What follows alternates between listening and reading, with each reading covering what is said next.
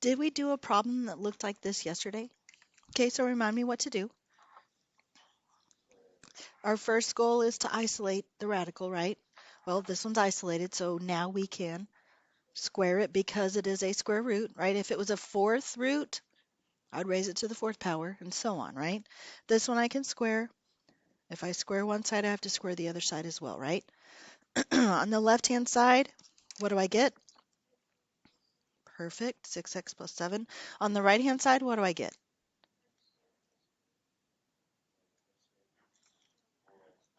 We got to have x plus 2 times x plus 2. If you're forgetting that, maybe you want to draw some parentheses right there when I square the side. And maybe that'll help you remember to say x plus 2 times x plus 2, right? So I've got to distribute here, here, here, here. So what's x times x? What's x times 2? What's 2 times x? And what is 2 times 2? So if I simplify that, I'm going to write it over here. Are you okay with that? X squared plus 4x plus 4. Yes? Okay, now what? What type of problem has it become? Besides math, it is a quadratic. Okay, what do I want to equal if it's a quadratic? Very good. Subtract 6 from both sides, 6x, and subtract 7 from both sides. 0 equals what? X squared minus 2x minus 3. Everybody okay so far? Now what? So yesterday when we did a problem that was similar to this, it wouldn't factor, and we had to use the quadratic formula, right? This one will factor, won't it? What does it factor to? What two numbers multiply to be -3 and add to be -2? -3 and +1, right? Now, I'm going to see if you can handle me skipping a step right here. If you can't, you let me know right away. Is that fair? What does x equal right here? And how did you figure that out? If I set it equal to 0 and then add 3 to both sides, do you see what step I skipped then? Are you okay with me skipping that step? Yes? Okay. I just want to make sure. Because you know I don't like to skip them unless you're okay with it. What else does x equal then? -1. Okay. Are they both right? Okay, ready? 6 times 3, 18 plus 7. 25. What's the square root of 25? 5. What is 3 plus 2? Does 5 equal 5? So that one works. We should check this one anyway, right? Even though it probably doesn't work. Oh, wait, it might. 6 times -1. -6 plus 7. 1. Square root of 1. 1. -1 plus 2. 1. Does 1 equal 1? Wait, they can both work? None of the ones we did yesterday did they? If there was two answers, only one of them worked, right? So two reasons, two things I wanted to show you this particular example. First of all, to remind you what to do, remind you of these steps, remembering, thinking through how to factor, but also to realize if you get two answers, it's not automatically one works and automatically one doesn't. Okay, sometimes they can both work and that's okay. That's why we plug them in to make sure we know. Okay, okay so far. Example number 2. Cube root of x minus 5 equals the cube, oh dang it, minus the cube root of x plus 6 equals 0. The cube root of x minus 5 minus the cube root of x plus 6 equals 0. What has to be our first goal? Isolate a radical, right? Well, there's two radicals. Well, what do I do? So if I add this one, Isn't that a good thing? I have the cube root of x minus 5 equals the cube root of x plus 6. If I'm trying to isolate this radical right here, how do I undo a cube root? I cube it.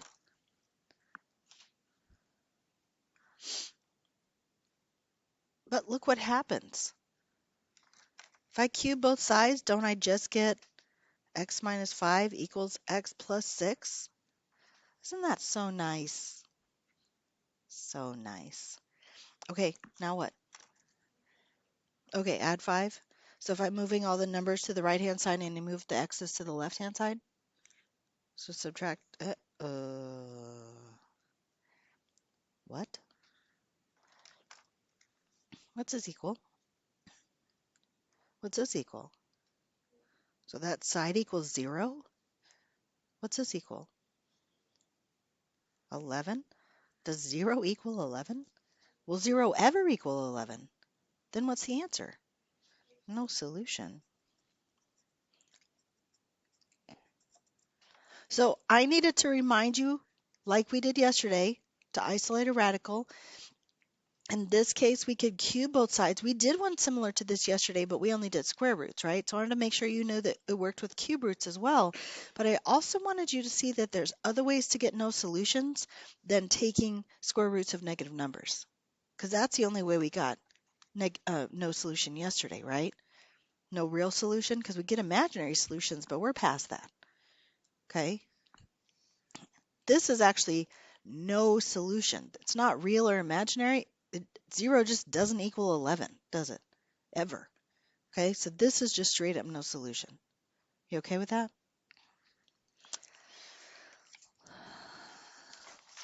What about this one? X to the 4/3 power equals 16.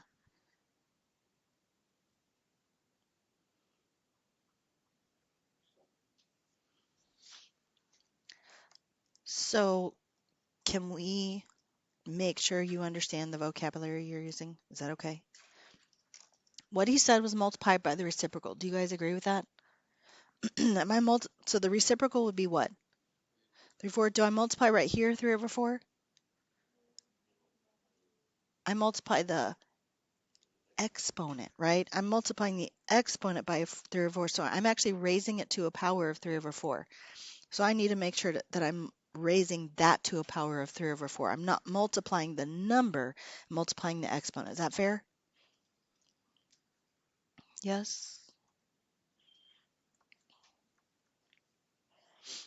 What happens on the left-hand side of our equation? Nothing? Okay, something actually does. This cancels to 1, doesn't it? Because it's 12 over 12. 12 over 12 is 1, so I just get x, which is what I need. I need an x that's isolated, right? What happens on the right-hand side? This is what I need you to remember from yesterday and from a couple weeks ago or months ago, whenever we made our exponent foldable. You remember it? Mine's right here. Right here on the very last page. We said if it's a fractional exponent, the numerator is the power and denominator is the root. Remember that? Numerator is the power, denominator is the root. On some of these problems, you're going to have to use your calculator. But on some of these problems, like this one, we could just use our brain. What is the 4th root of 16? What times what times what times what equals 16? 2, right? What's 2 to the 3rd power? 8. I did that without a calculator because I just used my brain. We just use our brain together, okay? Doesn't matter what order you do these in. Power and root? It does not.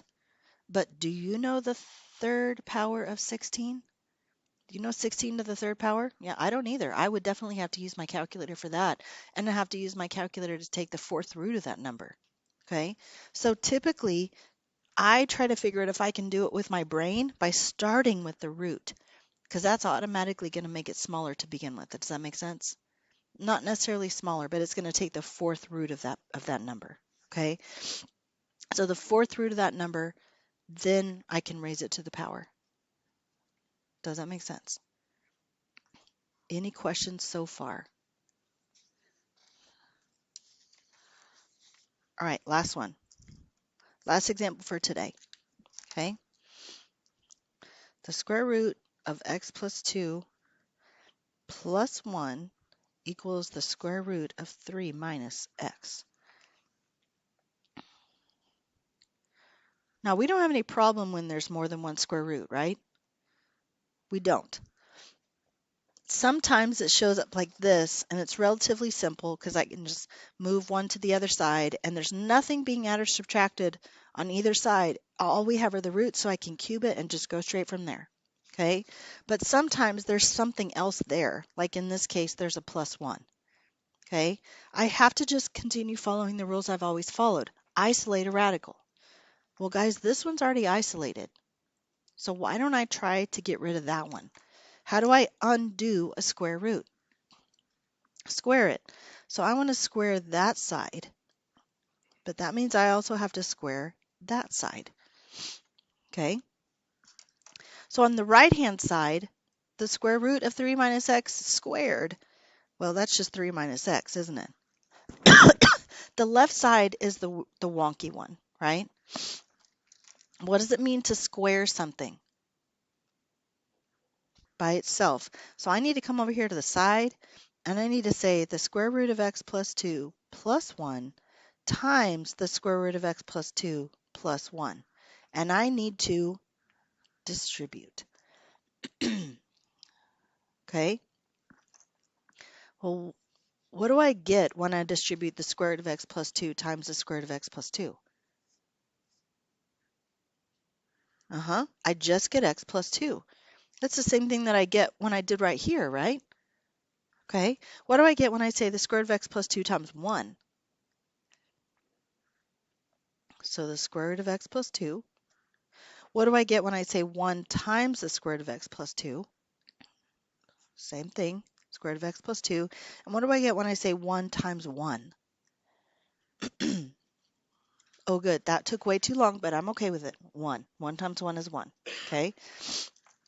So looking at this step right here, what can I do? What can I combine? So I can combine these two together, can't I? How many are there? There's 2 of them. 2 times x plus 2. What else can I do? Combine the 2 and the 1. So I have x plus 3 plus 2 times x plus 2. Can I simplify anything else? Are you positive? I want you to be positive because some people today have said I could add these two numbers together. Oh, you can't, can you? Because this 2 is multiplying by this root, so I can't make that 5, can I? So very good for knowing that. Okay, this is as far as I can simplify it. So that's what goes right here. X plus 3 plus 2 times the square root of x plus 2. Guys, all I need to do is start over. Not from the beginning of the problem, but from right here. What was my goal right here? Isolate a radical, in this case a square root, by squaring both sides and getting that gone. What do I need to do about this? I just have to isolate it, don't I? So I need to move everything to the other side except for that square root of x plus 2. So let's subtract x from both sides, and let's subtract 3 from both sides to start with. 2 times the square root of x plus 2 equals, oh, this is nice. X minus 3, that just goes away. That's 0. And then negative x and negative x, well, that's just negative 2x, right? Very good. I'm going to divide both sides by 2. The square root of x plus 2 equals negative x. Now what? It's isolated, right? How do I undo a square root? Square it. What I need you to remember, though, is that you are squaring this whole side, right? You're squaring this whole side, right? What am I left with on the left-hand side? X plus 2. What am I left with on the right-hand side? Just x squared, right? Just x squared. I know there's a negative there, but that's the same as saying negative x times negative x. Well, that's just x squared, isn't it? Now what? What kind of problem has it become? A quadratic. And what do we want quadratics to usually equal? 0. So let's subtract x from both sides, and let's subtract 2 from both sides. Do you remember why me personally, nobody else but me personally, likes to move 2 things instead of 1?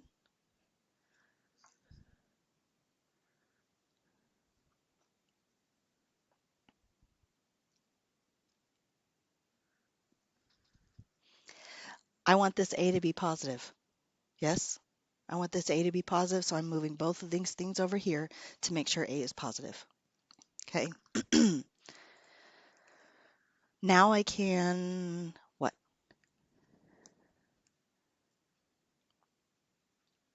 Psst.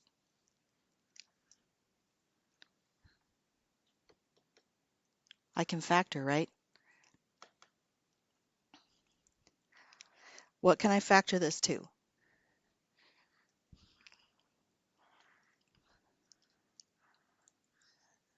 Minus 2 and plus 1?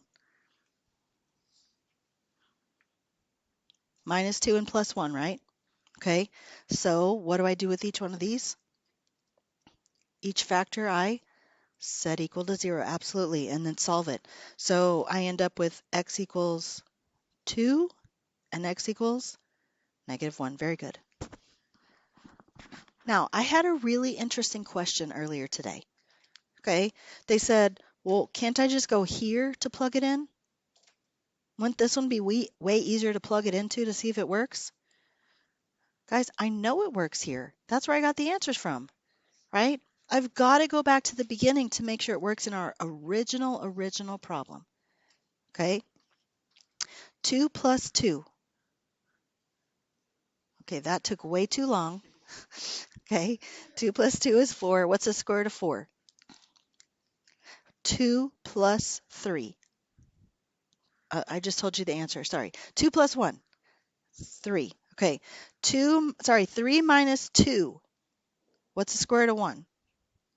3 equals 1. No, it does not. That doesn't work. Negative 1 plus 2. 1. Okay. Still took a little longer, but that's okay. We got negative numbers to deal with, right? So what's the square root of 1? 1 plus 1. 2. Okay. 3 minus negative 1. 3 minus negative 1 is 4. What's the square root of 4? 2 equals 2. So that one does work. Okay. Guys, I also chose this example on purpose so that you could see something. Okay. Yesterday, only one answer worked, right? And every single time, which was the answer that worked? The positive number, right? This time, first of all, today I've shown you one where both of them work. And now I've shown you one where you get 2 answers and only one of them work, but the one that works is actually the negative. So please don't get in your head if there's 2 answers, only one work, and it's only positive, because I've just shown you now 2 examples where that's not true at all. Okay, you got it?